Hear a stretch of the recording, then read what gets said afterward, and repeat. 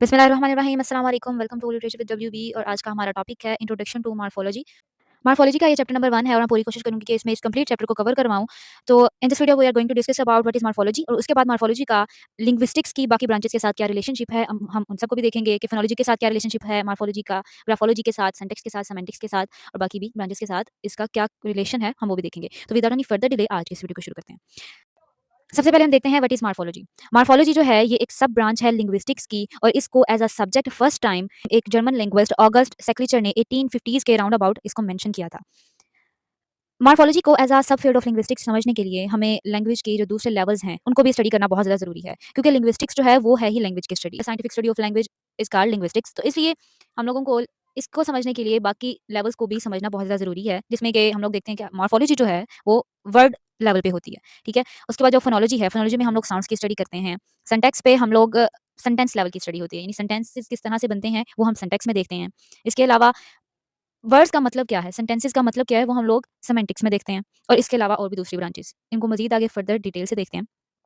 तो level of language हमारे सामने क्या है? सबसे पहले प्रैग्मैटिक्स। प्रैग्मैटिक्स जो है कि हम लोग लैंग्वेज के मतलब को समझें उस कॉन्टेक्स्ट में जहाँ पे वो यूज़ हो रहा हो। ये कॉन्टेक्स्ट के लिहाज से लैंग्वेज का मतलब निकालना कि लैंग्वेज जो है वो किस कॉन्टेक्स्ट में यूज़ हो रही है, उसको हम लोग प्रैग्मैटिक्स कहते हैं। उसके अलावा जो किसी भी बात का जो लिटरल मीनिंग होता है, मीन्स की डिक्शनरी मीनिंग जो होता है, उसको उसकी स्टडी को हम लोग सेमेंटिक्स कहते हैं।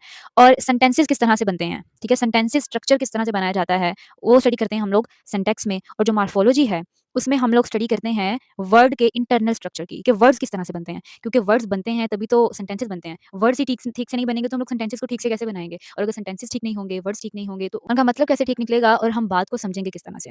उसके अलावा जो फोनोलॉजी है, इसमें हम लोग साउंड्स की स्टडी करते हैं कि कौन सा साउंड्स, कौन-कौन से वर्ड्स मिलें तब कौन सा साउंड्स प्रोड्यूस होता है, ये हम लोग फोनोलॉजी में देखते हैं। जो फोनेटिक्स है इसमें हम लोग स्टडी करते हैं the study of speech sounds, यानी कि प्रोडक्शन किस तरह से हो रही है, ट्रांसमिट किस तरह से हो रही है और रिसीव किस तरह से की जा रही है। या आपको डायग्राम में भी सारी ब्रांचेज़ और उनका क्या-क्या फंक्शन है वो नज़र आ रहा होगा इस टाइम।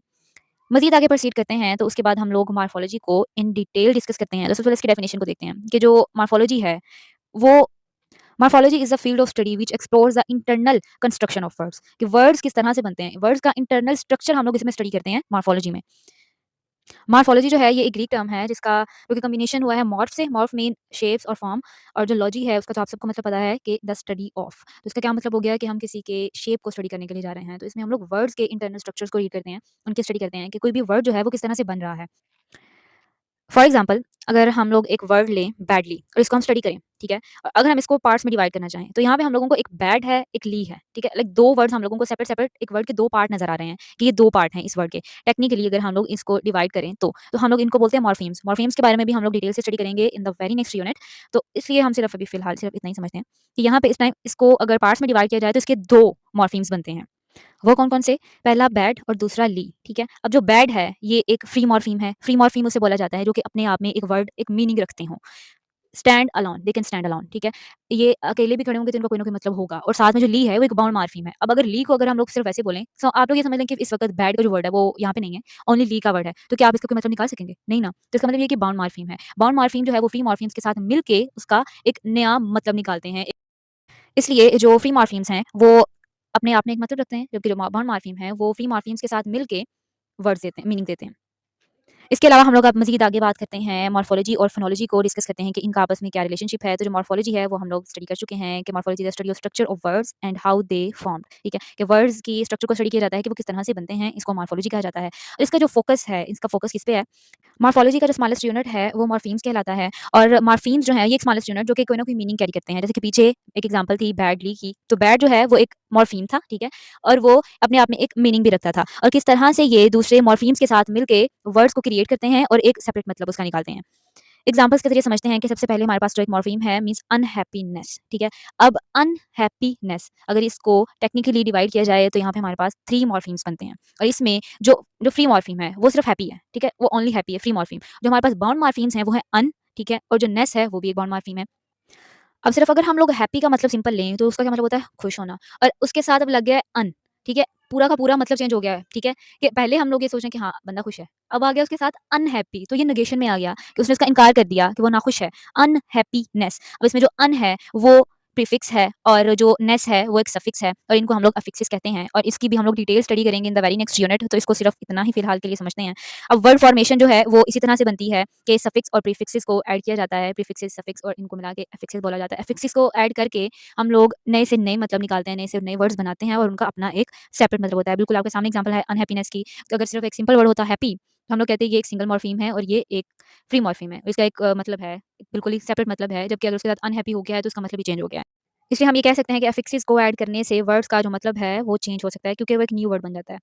इसके अलावा हम लोग नेक्स्ट बात करते हैं फोनोलॉजी की। तो फोनोलॉजी का उसके साथ क्या रिलेशनशिप है ये भी तो देखना ज़रूरी है ना।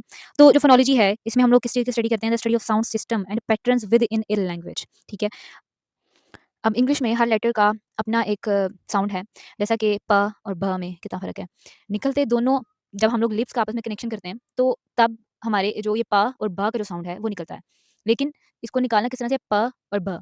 जैसे पेट है और बैट है। जो मॉर्फोलॉजी का जो स्मॉलेस्ट यूनिट है मैंने बताया कि उसको मॉर्फीम कहते हैं, जबकि जो फोनोलॉजी का स्मॉलेस्ट यूनिट है उसको हम लोग फोनीम्स का नाम देते हैं। फोनीम्स मीन्स एक साउंड, एक सिंगल साउंड। जैसे प और ब की मैंने एग्जांपल दी, ये एक सिंगल साउंड है, ठीक है? और इसमें अगर फोनोलॉजी के रूल्स को अप्लाई किया जाए तो हम लोग को ये पता चलता है कि फॉर एग्जांपल यहाँ पे कैट्स है और डॉग्स हैं, ठीक है? और इन दोनों में लास्ट में तो ऐसे ही आ रहा है भाई दोनों के, लेकिन साउंड्स क्यों डिफरेंट है दोनों के? इसी चीज़ की स्टडी करते हैं हम लोग फोनोलॉजी में।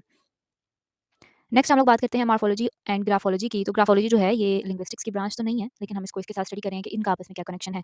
तो जो ग्राफोलॉजी है ये मेनली एक स्टडी है, इसमें हैंडराइटिंग को एनालिसिस किया जाता है, उसका एनालिसिस किया जाता है और ये देखा जाता है हैंडराइटिंग से किसी भी इंसान की, किसी भी पर्सन के एटीट्यूड, उसका कैरेक्टर, उसकी पर्सनैलिटी को जज किया जाता है कि अगर इसकी राइटिंग ऐसी है तो इसका बिहेवियर ऐसा होगा, इसकी राइटिंग ऐसी है तो इसका बिहेवियर ऐसा होगा।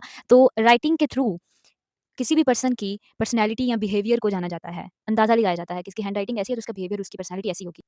अब इसमें कौन-कौन से एस्पेक्ट की स्टडी की जाती है कि इसमें हैंडराइटिंग के साइज़ को किस तरह से देखा जाता है, कि किस साइज़ में कोई भी इंसान लिखता है। किसी इंसान की राइटिंग छोटी होती है, कोई बड़ा लिखता है, कोई नॉर्मल लिखता है और स्पेस कितना वो दे रहा है, लेटर्स की शेप वो किस तरह से बनाता है और इस तरह से ये सारी एस्पेक्ट्स को मिला के एक असम्पशन्स बनाई जाती हैं किसी भी इंडिविजुअल की साइकोलॉजिकल स्टेट के बारे में और उसकी कैरेक्टरिस्टिक्स के बारे में, उसकी पर्सनैलिटी के बारे में, उसका बिहेवियर जाना जाता है थ्रू हैंडराइटिंग। अब इन दोनों का कनेक्शन क्या है कि जो कनेक्शन बिटवीन ग्राफोलॉजी और मॉर्फोलॉजी है lies in the study of patterns and structures. ठीक है? जो मॉर्फोलॉजी है वो किसके स्ट्रक्चर पे फ़ोकस करती है कि वर्ड्स किस तरह से बनाया जाता है और एनालिसिस करते हैं कि किस तरह से मॉर्फीम्स जो हैं वो डिफरेंट मॉर्फीम्स आपस में कंबाइन होके एक न्यू वर्ड निकाल रहे हैं और उसका मतलब क्या है। उसके बाद जो ग्राफोलॉजी है इसमें एग्जामिन किया जाता है पैटर्न और स्ट्रक्चर को हैंडराइटिंग के। हैंडराइटिंग का कौन सा पैटर्न और कौन सा स्ट्रक्चर यूज़ किया गया है और इस लिहाज से हम पर्सनैलिटी को जज किया जाता है, पर्सनैलिटी को जाना जाता है कि किस बंदे की पर्सनैलिटी कैसी होगी। अब हम डिस्कस करते हैं मॉर्फोलॉजी एंड सिंटैक्स को। तो सिंटैक्स को हम लोग सिंटैक्स में स्टडी करते हैं कि किस तरह से एक मीनिंगफुल सेंटेंसेस को क्रिएट किया जाता है। अब ये स्टडी है इंटरनल स्ट्रक्चर ऑफ सेंटेंसेस की। मॉर्फोलॉजी जो है वो है इंटरनल स्ट्रक्चर ऑफ वर्ड्स की स्टडी। तो अब किस तरह से वर्ड्स को कंबाइन किया जाता है फ्रेजेस, क्लॉजेस और सेंटेंसेस बनाने के लिए कि वो एक मीनिंगफुल मैसेज कन्वे कर सकें, एक मीनिंगफुल कम्युनिकेशन क्रिएट कर सकें। सिंटैक्स जो है वो इसकी स्टडी है। सिंटैक्स जो है वो डील करता है कि वर्ड्स को एक करेक्ट ग्रामेटिकली उनको अरेंज किया जाए, ठीक है? और एक कोहेरेंट सेंटेंसेस बनाना है। कोहेरेंट सेंटेंसेस का क्या मतलब है कि जैसे इंग्लिश में वर्ड का ओवर्ड ऑर्डर है वो किस तरह से सिंपल है डेक्लरेटिव सेंटेंस को अगर बात करें तो सब्जेक्ट वर्ब और ऑब्जेक्ट इस्तेमाल किया जाता है।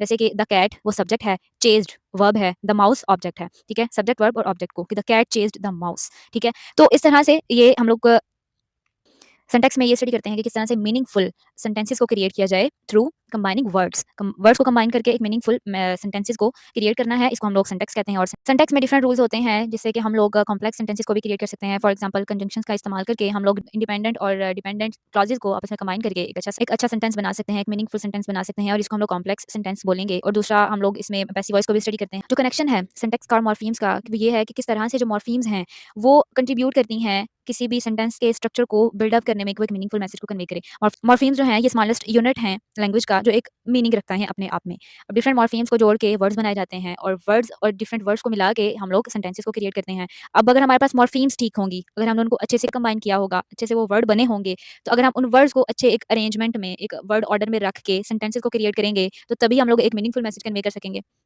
तो ये इनका आपस में कनेक्शन है कि मॉर्फीम्स अगर ठीक होंगी तभी वो वर्ड्स को अच्छे से बनाएँगी और अगर वर्ड्स का अच्छे से कोई मतलब है, उनका कोई अपना मतलब है, तो तभी अगर हम उनको एक वर्ड ऑर्डर में अरेंज करेंगे तो तब वो सेंटेंसेस बनाएँगे और वो एक मीनिंगफुल मैसेज को कन्वे करेंगे। होप सो कि आपको इसकी समझ आई होगी। अब यहाँ पे मॉर्फोलॉजी वर्सेस सिंटैक्स को देखते हैं। क्या देखिए मॉर्फोलॉजी जो है ये स्टडी है स्ट्रक्चर ऑफ वर्ड्स की। अब जो सिंटैक्स है उसमें हम लोग सेंटेंसेस के स्ट्रक्चर को देखते हैं। जो मॉर्फीम्स है वो मॉर्फोलॉजी का स्मॉलेस्ट यूनिट है, जबकि जो वर्ड्स जो हैं वो स्मॉलेस्ट यूनिट है सिंटैक्स का। इसके अलावा इसमें हम लोग ये स्टडी करते हैं कि studies how words are formed और उसमें हम लोग स्टडी करते हैं studies the word order and arrangement कि वर्ड ऑर्डर सही होगा, वर्ड्स को सही से अरेंज किया जाएगा तभी तो सेंटेंसेस बनेंगे।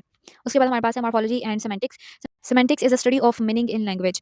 सेमेंटिक्स में हम लोग लैंग्वेज के मीनिंग को स्टडी करते हैं, उसको अंडरस्टैंड करते हैं, उसको इंटरप्रेट करते हैं और किस तरह से कोई भी वर्ड फ्रेजिंग या सेंटेंसेस किस तरह से क्या मतलब देते हैं, हम लोग उसकी स्टडी करते हैं और उसको बोलते हैं सेमेंटिक्स। सेमेंटिक्स जो है वो एक्सप्लोर करता है कि how words convey specific meanings. Specific meanings का क्या मतलब है कि किस तरह से मीनिंग्स जो हैं वो रिलेट करते हैं लैंग्वेज के सिस्टम से। फॉर एग्जाम्पल अगर हम लोग बात करें डॉग की, तो डॉग हमारे सामने क्या एक इमेज बनेगा कि ठीक है, एक 4 टाँगों वाला एक मैमल होता है, ठीक है। साथ ही साथ हमारे ज़हन में क्या आएगा कि एक पेट है, ठीक है, लोग इसको घर में पालते हैं और ये लॉयल्टी हमारे ज़हन में आएगी कि ये लॉयल होता है।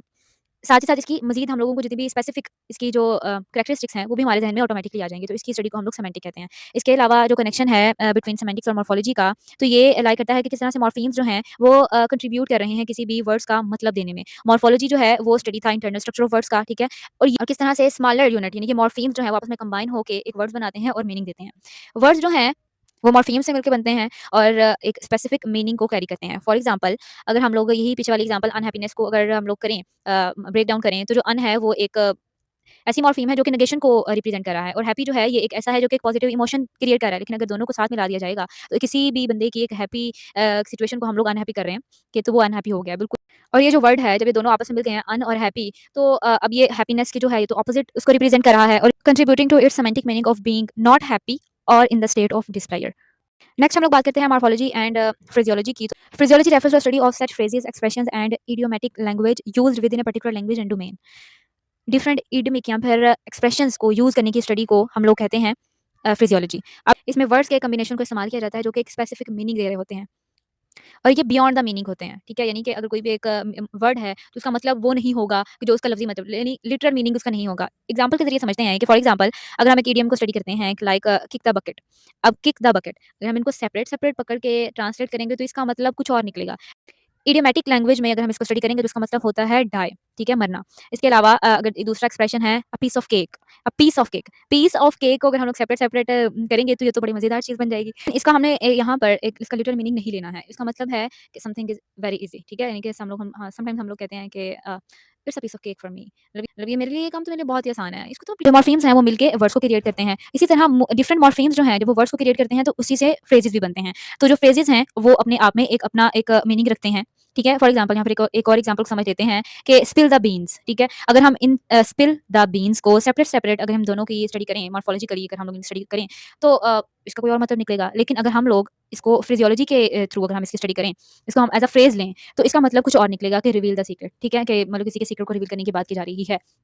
उसके बाद हम देखते हैं मॉर्फोलॉजी एंड सोशल लिंग्विस्टिक्स। अब मॉर्फोलॉजी और सोशल लिंग्विस्टिक्स जो है ये डिफरेंट ब्रांचेज़ हैं लिंग्विस्टिक्स की और इसमें दोनों पे ही फोकस किया जाता है लैंग्वेज के डिफरेंट एस्पेक्ट्स पे। मॉर्फोलॉजी में हम लोग डील करते हैं, इसकी स्टडी है वर्ड फॉर्मेशन की, वर्ड्स के इंटरनल स्ट्रक्चर को रीड किया जाता है, उसकी स्टडी की जाती है तो उसको हम लोग मॉर्फोलॉजी कहते हैं। उसके अलावा सोशल लिंग्विस्टिक्स क्या है? सोशल लिंग्विस्टिक्स जो है ये स्टडी है relationship between language and society के लैंग्वेज का और सोसाइटी का आपस में क्या रिलेशनशिप है। ये फोकस करता है कि किस तरह से जो सोसाइटी के जो डिफरेंट सोशल फैक्टर्स हैं, for example social class, gender और एज, किस तरह से ये इन्फ्लुएंस रखते हैं लैंग्वेज यूज़ पे और कम्युनिकेशन पे। फॉर एग्जांपल डिफरेंट कम्युनिटीज़ में स्पेसिफिक डायलेक्ट्स को इस्तेमाल किया जाता है, हर एक का अपना-अपना एक्सेंट होता है, वोकैब्युलरी डिफरेंट होती है, तो इन सब की स्टडी को हम लोग सोशल लिंग्विस्टिक्स कहते हैं। मॉर्फोलॉजी का और सोशल लिंग्विस्टिक्स का आपस में कॉन्ट्रास्ट क्या है वो देख लेते हैं। तो जो मॉर्फोलॉजी है वो उसका क्या कंसर्न होता है कि इंटरनल स्ट्रक्चर ऑफ वर्ड्स को देखा जाता है कि वर्ड्स किस तरह से बनते हैं। और सोशल लिंग्विस्टिक्स जो है उसका कंसर्न क्या होता है कि लैंग्वेज जो है लैंग्वेज यूज़ करते वक़्त उस पर कौन-कौन से सोशल एस्पेक्ट्स हैं जो कि इन्फ्लुएंस रखते हैं और कौन-कौन से फैक्टर्स जो हैं वो कम्युनिकेशन को भी इन्फ्लुएंस कर सकते हैं। ऐसे कौन-कौन से एस्पेक्ट्स जो कि सोशल एस्पेक्ट्स जो कि किसी भी कम्युनिकेशन पर असरअंदाज हो सकते हैं, ये होती है सोशल लिंग्विस्टिक्स। अब इन दोनों के दरमियान जो कनेक्शन है वो क्या है कि जो सोशल लिंग्विस्टिक्स है वो एग्जामिन कर सकती है कि कौन-कौन से किस तरह से मॉर्फोलॉजिकल जो स्ट्रक्चर्स हैं, जो वर्ड फॉर्मेशन है, वो डिफर हो सकती है अगर उस पर सोशल फैक्टर्स को इन्फ्लुएंस हासिल हो जाए तो वो किस तरह से चेंज हो जाती हैं। फॉर एग्जांपल कुछ कम्युनिटीज़ में जो मॉर्फोलॉजिकल प्रोसेस है लाइक जो प्लूरल्स या फिर वर्ब कॉन्जुगेशंस होती हैं, वो उनके सोशल फैक्टर्स एज या फिर सोशल क्लास के पे बेस करती है। तो वो चेंज हो सकता है। इन कंक्लूजन अगर बात करें तो इसका ये मतलब बनता है कि मॉर्फोलॉजिकल और सोशल लिंग्विस्टिक्स को अगर आपस में कंपेयर करना है तो ऐसे कौन-कौन से सोशल फैक्टर्स, ऐसे कौन-कौन से सोशल कॉन्टेक्स्ट जो कि किसी भी लैंग्वेज को इन्फ्लुएंस रखते हैं, उस लिहाज से मॉर्फोलॉजिकल जो प्रोसेस हैं, वो भी चेंज हो जाते हैं। तो ये इन दोनों का आपस में जो है वो कनेक्शन है और सोशल लिंग्विस्टिक्स हम लोग को बताती है कि कौन-कौन से सोशल फैक्टर्स आ जाएँगे इसमें, कि जिसकी बुनियाद पर मॉर्फोलॉजिकल जो प्रोसेस है, वो चेंज हो जाता है। इन स्लाइड्स का लिंक मैं डिस्क्रिप्शन बॉक्स में दे दूँगी, अगर आपको चाहिए तो आप वहाँ से जाके ले सकते हैं। And if you have any query तो आप मुझसे इंस्टाग्राम पे राब्ता कर सकते हैं, इंस्टाग्राम का लिंक भी मैं डिस्क्रिप्शन बॉक्स में दे दूँगी। तो अगर आपको कोई भी सवाल हो तो आप मुझसे इंस्टाग्राम पर राब्ता कर सकते हैं। तो इंशाल्लाह फिर मिलते हैं नेक्स्ट वाली वीडियो में। अगर चैनल पर नए हो तो सब्सक्राइब कर दें, वीडियो पसंद आई हो तो लाइक कर दें, नहीं पसंद आई तो डिसलाइक के बटन को 2 दफ़ा क्लिक कर दें। तो इंशाल्लाह फिर मिलते हैं नेक्स्ट वाली वीडियो में, तब तक अपना ख्याल रखिएगा। अल्लाह हाफ़िज़।